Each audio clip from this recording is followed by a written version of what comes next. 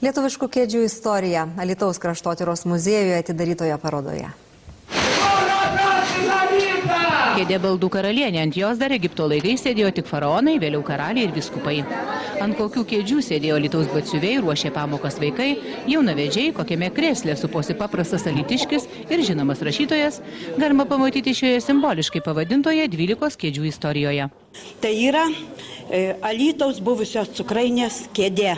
Prisiminiau cukrainę, prisiminiau buvusią patalpą ir iškart pamačiau, kad tiesiog įsitikinus giliai, kad ant tos kėdės būtinai buvo nors kartą sėdėjęs mūsų garbusis Jurgis Kunčinas.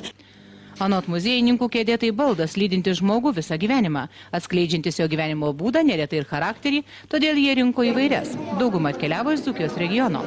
Jaunavedžių kėdės iš Lazdijų, stomatologo iš Alytaus rajono, o senovinis 19 amžiaus krėslas ir valgomojo kėdės iš Mikalojaus Konstantino Čiurlionio muziejaus. Ne vienas lankytojas panoro išbandyti bausmių kėdės tramdomąją ir Elektrus.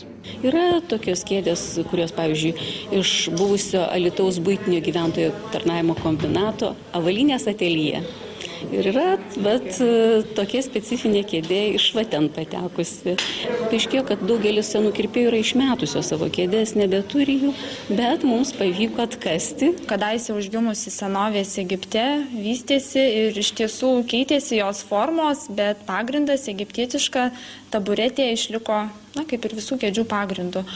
O epogėjų, kaip jau minėjau parodos atidarimo kalboje, pasiekė kėdės 18 amžiaus pabaigoje, 19 amžiaus pradžioje po pramonės perversmo, kada atsirado suvokimas, kad kėdė turi tarnauti žmogui. Nuo tada atsirado biuro, stomatologo, kirpyklos ir kitos specifinės paskirties kėdės. Anot specialistų, neretai ir dabar baldžiaus darbas vertinamas būtent pagal jo pagamintą kėdę.